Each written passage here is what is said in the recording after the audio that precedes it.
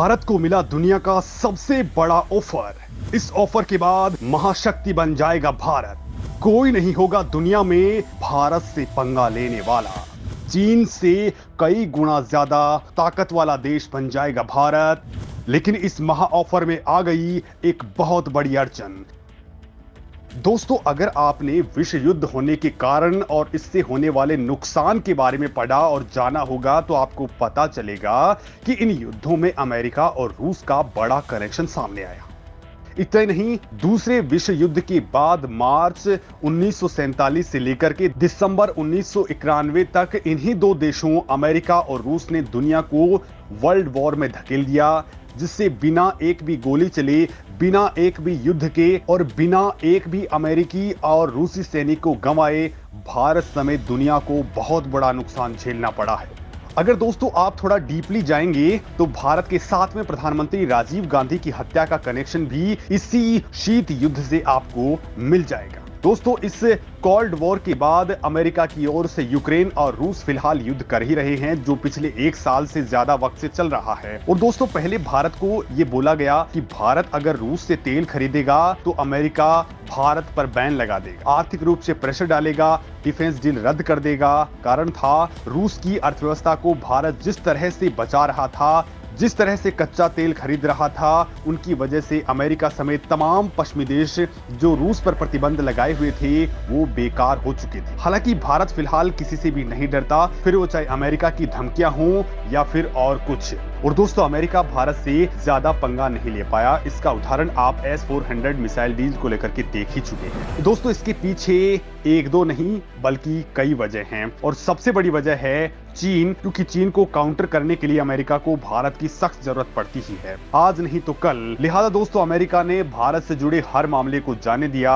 और अब एक और बड़ा खेल हुआ है जिसमें भारत का जबरदस्त फायदा है। यूं मान लीजिए दोस्तों कि भारत के लिए एक ऐसा ऑफर आया है जिससे अगर भारत ने मान लिया तो भारत से युद्ध करना मतलब अपनी मौत को बुलाने जैसा होगा। फिर चाहे चीन हो, पाकिस्तान हो या फिर ऐसे ही 5 से 7 देश मिलकर भारत से भिड़ने भी आ जाएं तो भी भारत नहीं हारेगा। भारत के पास दुनिया के विनाशक हथियार होंगे, भारत के पास दुनिया की सबसे बेहतरीन तकनीक होगी, भारत के पास वो सब कुछ होगा जो भारत को सुपर शक्ति बनाने के काम में आएगा। तो चलिए दोस्तों, आपको इसके बारे में बता देता हूं कि ऐसा क्या ऑफर है भारत के लिए, और अगर भारत इस ऑफर को एक्सेप्ट कर लेता है तो भारत के सामने क्या बड़ी दिक्कत आ जाएगी। और बड़ी बात दोस्तों, पहले विश्व युद्ध से लेकर के शीत युद्ध की समाप्ति तक दुनिया को अपनी आपसी दुश्मनी के हवाले करते आए अमेरिका और रूस की इस खींचतान का भारत को मिले इस ऑफर से कोई कनेक्शन है? तो चलिए दोस्तों, इस मामले में आपको विस्तार से बताने वाला हूं। भारत के पास आया दुनिया का सबसे बड़ा ऑफर।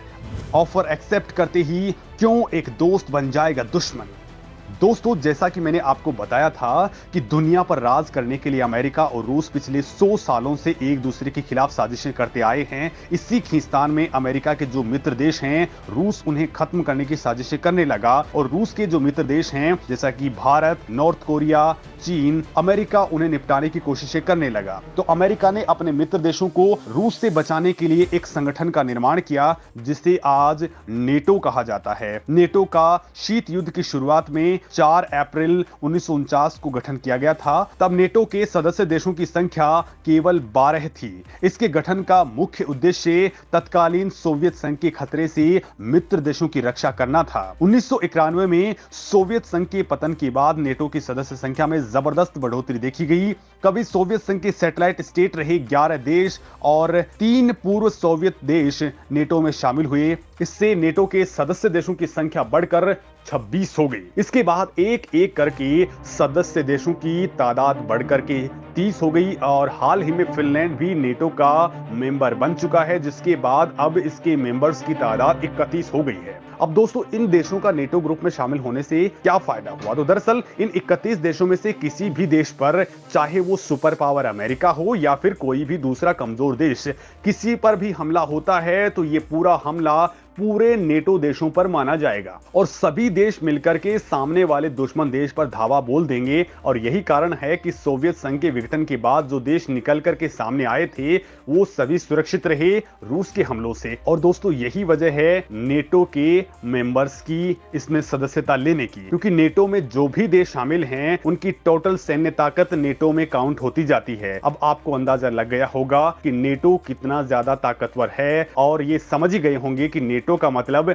रूस के दुश्मन देश, यानी जो देश नेटो में शामिल हो गए समझ लीजिए वो रूस का दुश्मन देश हो चुका है। अब दोस्तों बात करते हैं भारत को जो ऑफर मिला है उसकी। तो भारत को ऑफर मिला है नेटो में शामिल होने का। जी हां दोस्तों, अगर भारत नेटो में शामिल होता है तो फिर समझ लीजिए कि चीन तो कभी सपने में भी नहीं सोचेगा कि वो भारत से उलझ भी पाए। पाकिस्तान की तो बिल्कुल बात ही छोड़ दीजिए। और दोस्तों भारत के नेटो में शामिल होते ही नेटो ग्रुप दुनिया का सबसे बड़ा और सबसे ताकतवर ग्रुप बन जाएगा, क्योंकि अगर आप फिलहाल के नेटो की ताकत समझेंगे तो नेटो के पास 54 लाख जवान हैं। इसके अलावा 36 लाख इसके एक्टिव सैनिक हैं, 13 लाख की रिजर्व फोर्स है, इसके अलावा 7 लाख से ज्यादा पैरा यूनिट्स हैं, 20,000 से ज्यादा इसके पास एयरक्राफ्ट हैं, असंख्य हथियार हैं। अब ऐसे ग्रुप में अगर भारत इंक्लूड होता है और चीन इसके बाद भारत पर हमला भी कर देता है तो सोचिए एक साथ कितने देश चीन पर हमला करेंगे और उससे क्या होगा। लेकिन दोस्तों इसके बाद भी भारत इस ग्रुप में शामिल नहीं होगा, तो इसकी वजह मैं आपको बता देता हूं। नेटो में शामिल होने के ऑफर को ठुकरा देगा भारत।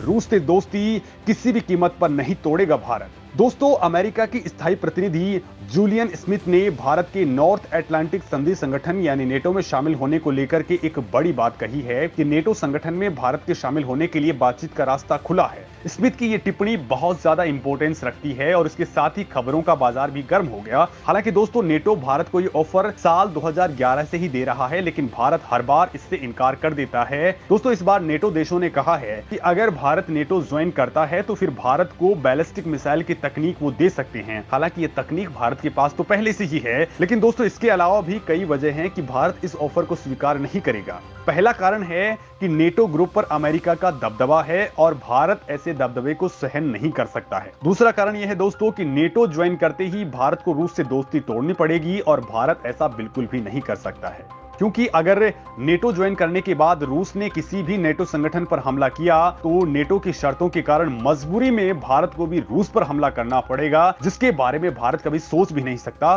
क्योंकि रूस ने भारत को कई बार मदद दी है, कई बार अमेरिकी हमलों से भारत को बचाया है। और यही कारण है कि भारत ने नेटो देशों के इस ऑफर को ठुकरा देने का फैसला किया है। इसके बावजूद भी अमेरिका, फ्रांस जैसे देश भारत को रेयर टेक्नोलॉजी भी ट्रांसफर करने के लिए तैयार हैं, फिर भी भारत ये ऑफर एक्सेप्ट नहीं करेगा। वैसे दोस्तों आप क्या सोचते हैं, क्या भारत को नेटो की सदस्यता ज्वाइन करनी चाहिए या फिर इसे लात मार के भगा देना चाहिए, क्योंकि इसमें भारत किसी का गुलाम बनने जैसी स्थिति में आ जाएगा।